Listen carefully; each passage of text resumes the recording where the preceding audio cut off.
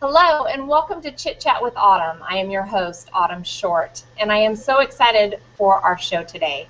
I have a great guest with me today who's going to teach us a lot and give us a lot of information that's very important. Her name is Jonette Flores, and she is the volunteer coordinator for Horizon Home, Health, and Hospice. So please welcome Jonette. Hi, Jonette. How are you? Hi, Autumn. I'm great. How are you? I'm doing great. Thank you for being a guest today with me. Sure. So, a little bit about hospice. I think it's something that's not, a lot of people do not know too much about hospice in general. So can you, before we start like in-depth talking and getting into the volunteer part of hospice, can you tell us a little bit about what hospice is?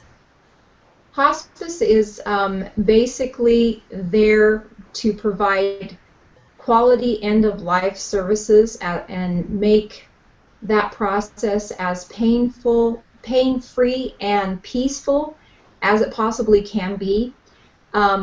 There's some qualifying things in order to come on to hospice. Probably a key one would be that in order to be eligible for hospice, a person has to be terminally diagnosed and be at the point where they're okay with not receiving further aggressive treatment. They have to be willing to give up treatment and go for palliative and comfort care only. Okay, so there has been times though, however, that they are diagnosed as terminally ill, and with the care that they have received, maybe the doctor has given them 6 weeks to 3 months or something like that, but with the care that they've received, they've lived and outlived the expectancy of what their diagnosis was. Is that correct? Yes, it's correct. There's a lot of people that kind of feel that if once they go on hospice, it's giving up, it's throwing in the towel, and that's not true at all. A lot of our patients will come on, and because maybe they didn't have any support or they didn't receive the care that they needed prior to, and now they have a team of experts coming into their home caring for them, and because of the difference in the level of care, they do so well that they actually become ineligible because they're no longer declining and they're not any longer considered terminally ill. So they have to come off of hospice, or they receive the level of care and they will go on for 2 or 3 years but still qualify because they have a slow decline. So it's all based on a set of criteria, and as long as they qualify, they stay on hospice. None of us here can determine when someone is going to pass. Sometimes it may be immediate from an illness, and other times, they can go on for a period of time. But the thing that we do is we lend that quality of end-of-life care. And in hospice, the unit of care is not only the patient, it's the family members. So if they're struggling with the terminal diagnosis, or the children, or they're the caregiver and they're wearing down, they are all considered the unit of care. So our team, again, of experts go in there, the nurses, the chaplain, the social workers, the volunteer. We're all there to support not only the patient but the family, and so it's very unique in that respect. That is something that's interesting to know, because I'm sure many of us who are watching may have had a grandparent or somebody who we have watched pass away. And I know with experience, when my grandmother passed away, both my grandparents, neither one of them had living will. So, it was kind of just, when it's time to go, it's time to go. And hospice they made it very comfortable for my grandma, and it was almost like as soon as we brought hospice in, you sit there and you just think, okay, I want them to go because I don't want them to be in pain anymore. I don't want, the selfishness of keeping your loved ones here. You just, it's okay to go, it's okay to go. And as soon as hospice came in, I think that they made her so comfortable and so relaxed that my grandma was like, okay, it's time for me to go. And as for family, that's very difficult, and it's a very hard decision for a family member to make. So do you guys do they counsel the family members, or what is it exactly that the hospice will do with the family members who are having to make this decision for their loved ones? Well, the social workers go in and they help come to terms with it. They make sure that any documentation that hasn't been taken care of, maybe advance directives, are taken care of, so that the patient's wishes are known and the family doesn't have to try to figure out what they would want done. And then chaplain will help address any spiritual or religious concerns about, fear of death, or maybe there's family dynamics, bridges have been burnt and there's some repairing to be done. That's all part of our work to try to help them pass as peacefully as possible. And a lot of that isn't just physical pain, it may be mental anguish and pain as well. So, and there might be, patients hold on for family members because the family members aren't ready to let them go, like you were talking about your grandma. So sometimes helping that family member come to terms with it so that they can then give their loved one permission to go. And sometimes that's truly in the best interest of the patient because of the level of the disease and the pain and whatnot. So it's the whole gamut. And volunteers, is what I'm in charge of, and they come in at no charge to the patient. They come in because they have a passion for helping. Sometimes they've walked the walk themselves and have their own hospice story, and they just want to give back something in return for the experience that they've received in the past. And volunteers are the most wonderful people because they don't get paid. They're going in strictly on a volunteer basis, but they're doing it out of love and compassion and giving. They don't have to be there. They want to be there. And that is a really cool thing. And it's actually how hospice originated, was as a full volunteer service in Europe. So for the volunteers that do this, is there any type of training that they go through, or is this something that when you volunteer, it just comes naturally to you, or do you give them what you can and can't do this, you can't do that type thing? Yeah, my job as volunteer coordinator is to find people and match them up with patients based on their comfortability level. Some volunteers are comfortable dealing directly with patients. Some want to do clerical work. Some want to do just yard work for people. Some like to go into facilities and paint little ladies' fingernails, whatever. There is a variety of ways, indirectly and directly with patients, that people can volunteer in hospice. There are federal mandates that require that they do have training. We do TB tests for the safety of our patients. We do background tests, and then they do go through an extensive training that gives them the knowledge of what to expect for people and the dying process, so that if they go in with a dementia patient, they understand how that might affect that patient's behaviors and how to handle that.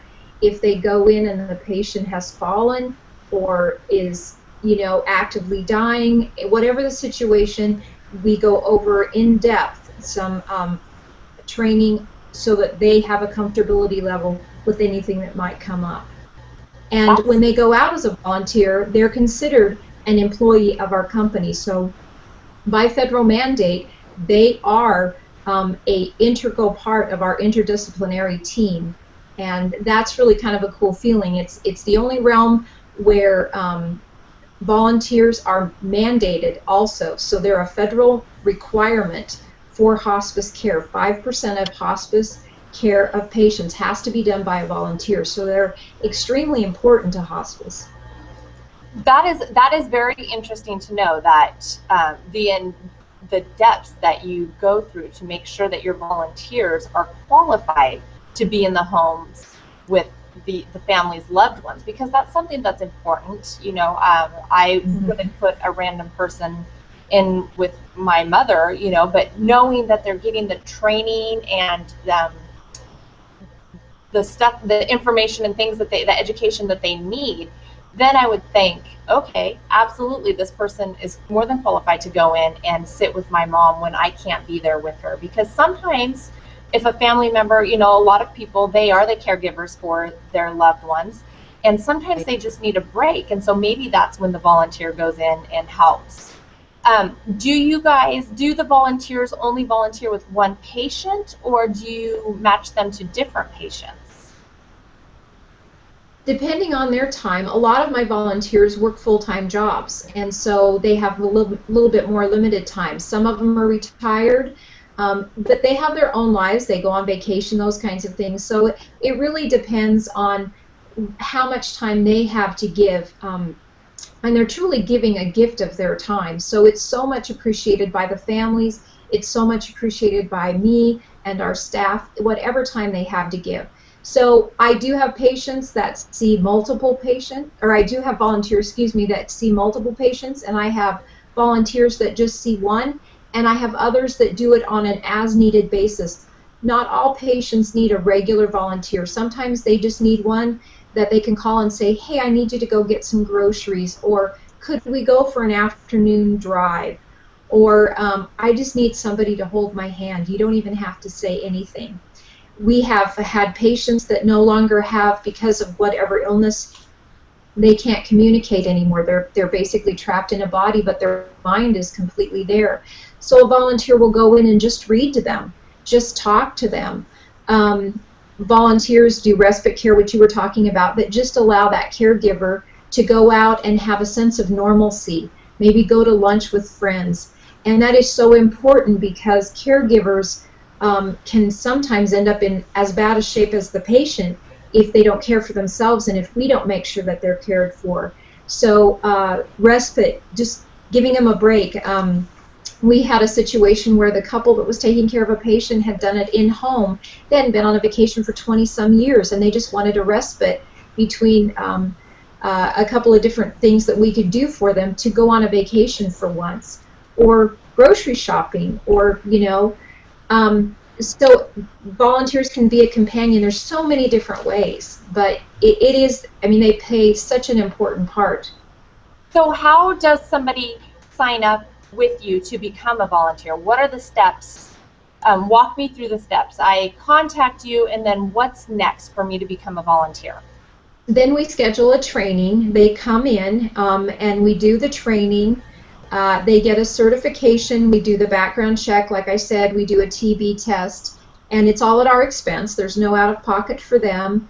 And we do ongoing training. But after that initial training, what I do is line them up to make it a win-win situation. So I look at my list of patients, I look at the dynamics, meaning personality, allergies are involved. If I have somebody that has dogs, I can't put a volunteer that's allergic to dogs in there. And so we really try to match them up with a perfect scenario, and then they start visiting the patient or fulfilling whatever need the patient or family has. And inevitably, the patient usually will pass, and then they're reassigned, or maybe they'll take a break, go on vacation, come back. And so it's all an ongoing process. But to get started, it's actually very, very easy. How long does it take from contacting you to being able to go into a patient's house? Is it like a week process? Is it a 6-week process? How long does it usually take?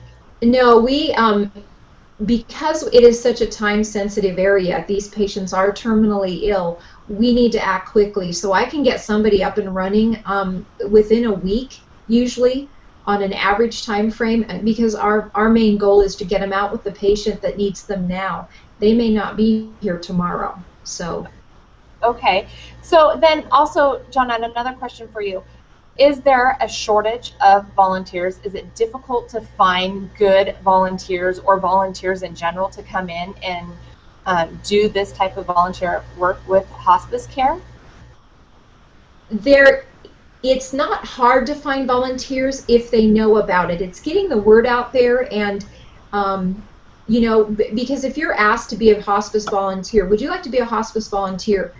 You don't really know what that means, and so that's why I appreciate the opportunity to let people know it doesn't necessarily mean you're going to deal with intimate details of a patient as far as personal bathing and things like that. We have bath aides that do that. But if you don't know it, you don't know what to expect. You don't know that you could just hold somebody's hand and that's considered volunteering. There is a shortage because simply we've got the baby boomer generation getting to the age that and our census is growing younger and younger. We have 30s and 40s and 50-year-olds on our census all the time because of disease process and things like that. So with this generation of baby boomers, which is the largest population getting to retirement and stuff, our census is growing, and so the need for volunteers is growing. So yes, there's a shortage, but when we find them, they have such a state of mind to want to help, and again, usually they come via a story of their own, and so they are invaluable to us. So if somebody wants to get in touch with you, is the best way by email, or how would you tell somebody to go about getting into contact with you to sign up to volunteer? They can call our main office where I'm located in Meridian at 208-888-7877 and just ask for me. And if if they're out of this local area, we do have 7 branches from Weiser to Twin Falls and Burley area. But if somebody sees us and they're outside of that area, I would just encourage them to contact any local hospice, because all hospices are in need of volunteers. That is great information to know. Thank you so much, Jonette, for sharing this with us, because this is something that I am very unfamiliar with. So to know that going in there, and I like to read books, and if I could just have a reason to go in and sit for an hour or two and just read a book to somebody, that's like a vacation for me. So yeah. Very good information to know. I want to thank you so much for being on the show with me today. I appreciate it. I appreciate you taking the time to share this with us. And I have one more thing. Okay. I have volunteers from 9 years to about 85 years old, so there is no limit on age. We have families that volunteer, and again, any volunteer is appreciated. That is great to know. Great to know, because well, thank you, Autumn. You know, and that's true. The older you get, like my grandma would love when my kids would come in. She, of course, didn't want them to stay too long when they were little, but, just to see that use, I think, is very important for them as well. Yeah, it is. Thank you, Jonette, for being on the show. You're welcome. And we wish you the best, and we hope that we can get some volunteers out there to give you a call and sign up. So thank you again. You're welcome. Thank you, Autumn.